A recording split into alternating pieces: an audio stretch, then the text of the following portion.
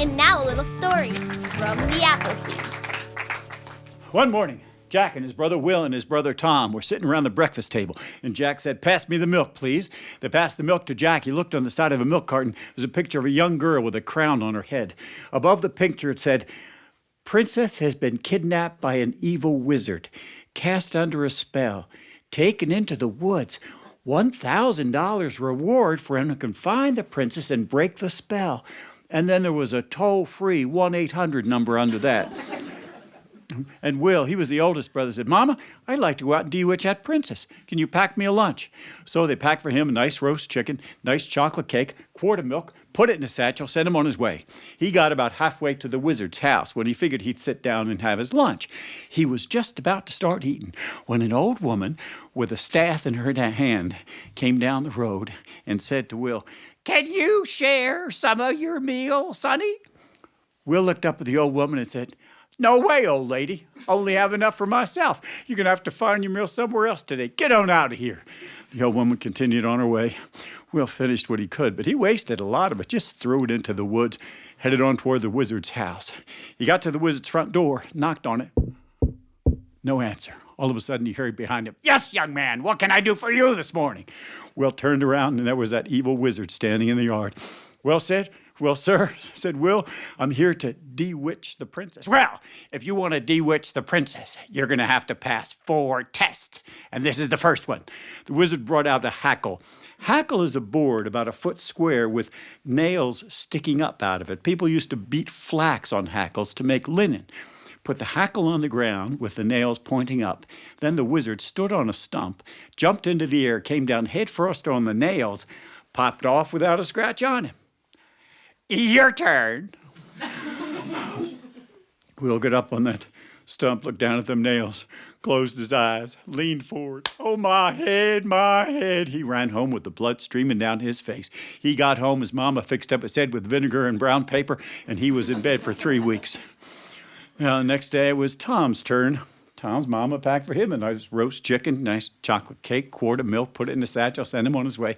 He got about halfway to the wizard's house when he figured he'd sit down and have his lunch. Just about to start eating when an old woman with a staff in her hand came down the road and said to Tom, "Can you share some of your meal, sonny?" Tom looked up at the old woman and said, "No way, old lady. Only have enough for myself. You're going to have to find your meal somewhere else today. Get on out of here." The old woman continued on her way. Tom finished what he could, but he wasted a lot of it. Just threw it into the woods, headed on toward the wizard's house. Got to the wizard's front door, knocked on it. No answer. All of a sudden, he heard behind him, "Yes, young man, what can I do for you this morning?" "Well, sir," said Tom to the evil wizard standing in the yard, "I'm here to de-witch the princess." "Well, if you want to de-witch the princess, we're going to have to pass 4 tests. This is the first one." The wizard brought out a hackle, the board with them nails sticking up, put the hackle on the ground, stood on a stump, jumped into the air, came down headfirst on the hackle, popped off without a scratch on him. "Your turn." Tom got up on that stump, looked down at them nails, closed his eyes, leaned forward. "Oh, my head, my head." He ran home with the blood streaming down his face. He got home, his mama fixed up his head with vinegar and brown paper. He was in bed for 3 weeks. Well, the next day was Jack's turn.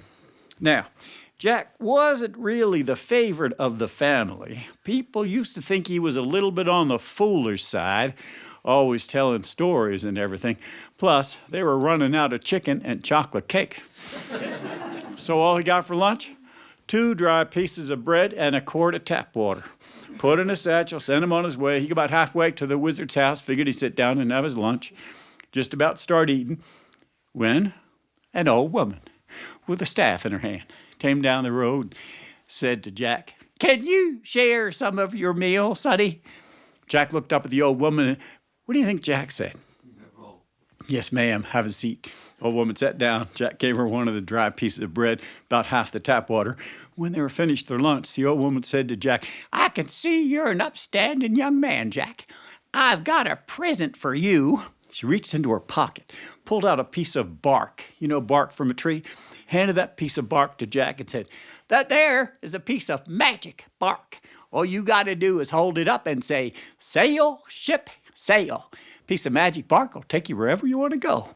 Jack said, "Thank you, young lady." And the old woman said, "You're welcome, Jack." And they separated. The old woman went her way. Jack went his way towards the wizard's house, but before we got there, he figured he'd try out this piece of magic bark, see if it really worked. Held it up and said, "Sail, ship, sail." All of a sudden, that piece of magic bark began to expand and expand and expand, till there, floating in the air in front of Jack, was a 35-foot sailing sloop with a mast reaching into the sky and sails a-flapping. There was an anchor chain came out of it with an anchor hooked onto a root. Jack got into the magic boat, pulled in the anchor chain, said, "Sail, ship, sail." That boat took off up and up and up and up. Well, pretty soon Jack could see all over the countryside. He saw his mama's house over on one side, saw that wizard's house over on the other side, but he figured he'd take a ride around. As he was riding, he heard a sound coming from down below, something like this.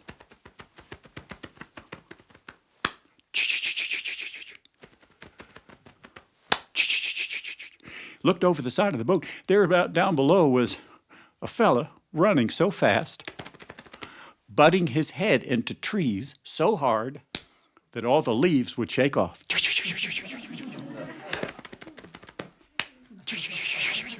Jack yelled down to the fella, "Hey, fella, what's your name?" "My name is Hardy Hardhead. What's yours?"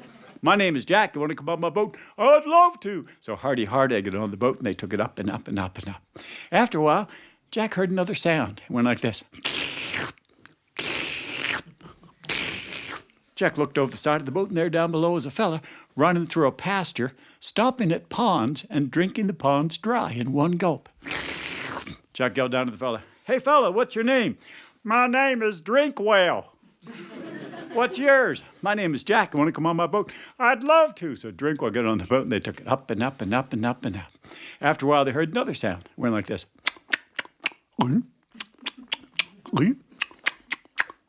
Jack looked over the side of the boat, and there down below was a fellow running through a pasture, chasing sheep, catching the sheep, eating them whole. Jack yelled down to the fella, "Hey, fella, what's your name?" "My name is Eatwell. What's yours?" "My name is Jack. You want to come on my boat?" "I'd love to." So Eatwell got on the boat, and they took it up and up and up and up and up. After a while, everything got real quiet. People in the audience were trying to figure out where the heroic women were. Jack looked over the side of the boat, and there down below were 3 young women. One of them was standing there with her hands cupped behind her ears. One of them was standing there with her hands over her eyes. One of them was standing there with her hands cupped around her nose.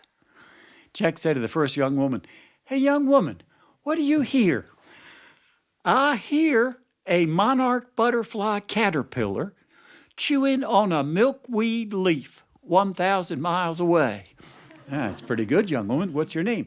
"My name is Herewell. What's yours?" "My name's Jack. You want to come on my boat?" "I'd love to." Here, we'll get on the boat. Young woman who was shading her eyes with her hands, Jack said to her, "Hey, young woman, what do you see?" "I see a raven coming down to eat a monarch butterfly caterpillar chewing on a milkweed leaf 1,000 miles away." "Yeah, that's pretty good, young one. What's your name?" "My name is Sewell. What's yours?" "My name's Jack. Want to come on my boat?" "I'd love to." Sewell got on the boat. Young woman standing there with her hands cupped around her nose. Jack said to her, "Young woman, what do you smell?"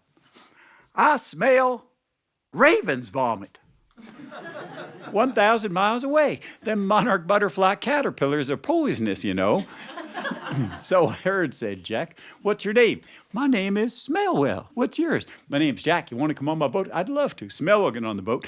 They were about to take the boat up when they heard twang, zing.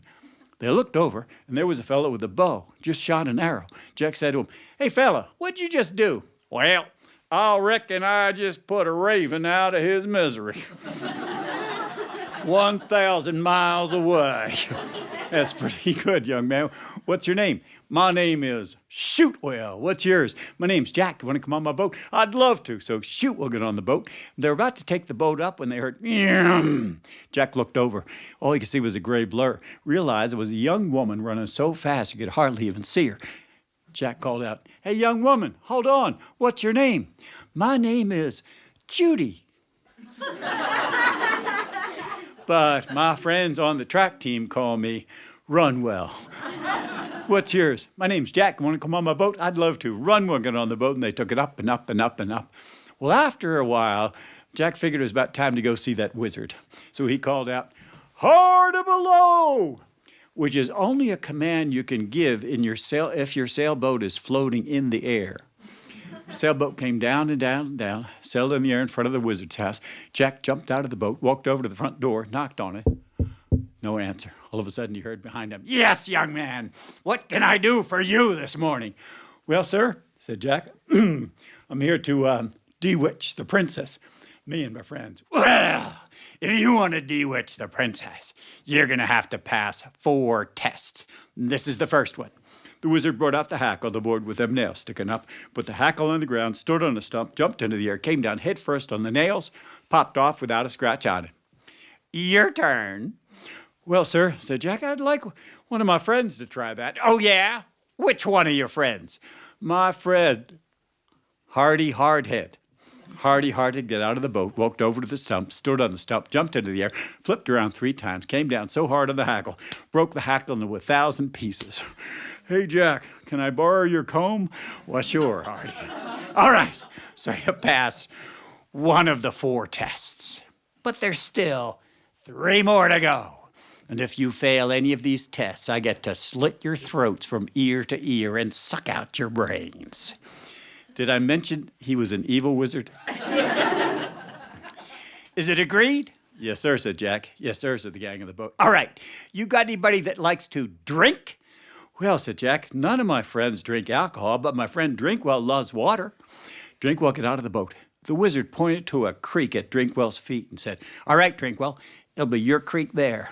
This creek here, this will be my creek. I'll race you to see who can drink their creek dry first. If you win, you pass 2 of the 4 tests. But if I win, I get to slit your throat from ear to ear and suck out your brains. On the count of 3. 1, 2, 2.5, 2 3/4, 2 7/8, 2 15/16, 2 31/32, 2 63/64. Later on, when Jack would take his college boards, his SAT, he remembered this arithmetic progression, and he got a real good score on his math portion. 2 125, 127, 128ths, 2 255, 256s, 3. Oh.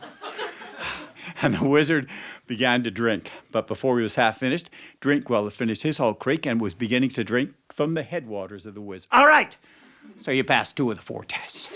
But there's still 2 more to go. You got anybody that likes to eat?" "Well, as a matter of fact," said Jack, "my friend Eatwell loves to eat."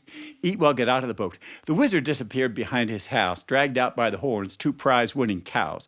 Handed one of them cows to Eatwell, held the other himself, and said, "Here's the deal, Eatwell.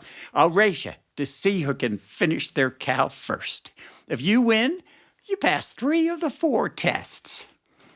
But if I win, I get to slit your throats from ear to ear and suck out your brains. On the count of 3. 1, 2, 2.5, 2.6, 2.7, 2.8, 2.9, 2.99, 2.9999999, 2.9999993. The wizard began to eat, but before he was half finished, Eatwell had finished his whole count and said, "You got anything for dessert, sir?" "All right." So you passed 3 of the 4 tests, but there's still 1 more to go. You got anybody that likes to run? "Well, as a matter of fact," said Jack, "my friend Runwell loves to run." Judy got out of the boat. The wizard took an egg, broke the egg and let the yolk fall on the ground, handed half the eggshell to Runwell, held the other half himself and said, "Here's the deal, Runwell. I'll race you from here to the Pacific Ocean and back." They were in North Carolina at the time. 3,000 miles up, 3,000 miles back. You take your eggshell, fill it with salt water to prove that you've been there. If you win, we'll bewitch that princess. But if I win, I get to slit your throats from ear to ear and suck out your brains. On the count of 3. 3! What a cheater. He took off.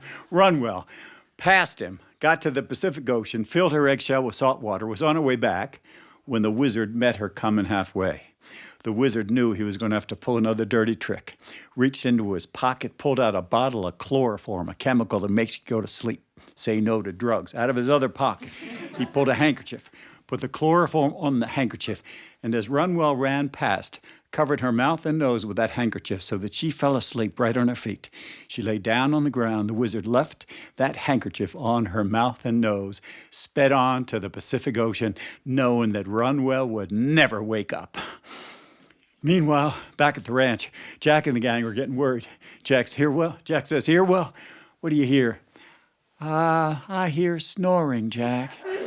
1,500 miles away." "Smell well? What do you smell?" I smell chloroform, Jack. 1,500 miles away." "See well? What do you see?" "Oh, no, looks like Runwell is sleeping on the job, Jack. Got a handkerchief covering her mouth and nose. She's never going to wake up. Well, gang, I guess we're goners."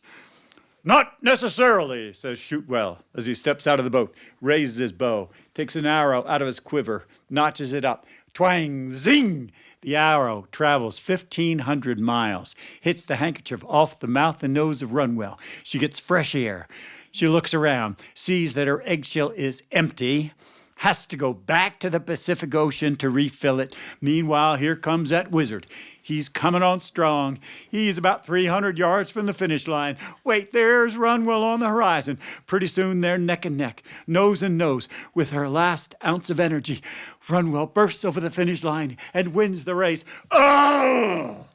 I hate it when the good guys win. "Good guys?" says Runwell. "Oh, good gals, good persons, whatever it is. Come on around back. I'll show you where the princess is." They went around back, and there was a shed there. The wizard opened the shed door, and there, staring into space, was a young girl with a crown on her head, saying, "B-A-T spells cat, C-A-T spells rat." "Yeah, that's a spell, all right," says Jack. "That is a bad spell." "All right. Abracadabra, the spell is lifted. Get on back to your classroom for the gifted." And the princess came to her senses. Walked out of the shed. Jack and the gang asked her if she wanted to ride on the boat. She said she did. They took her down to the castle where she lived with her mom and dad. The king and queen ran out, hugged the princess, gave Jack and the gang $1,000. And they spent the rest of that day just wandering over the countryside, trying to figure out how they could invest that $1,000 to ensure that they would live happily ever after.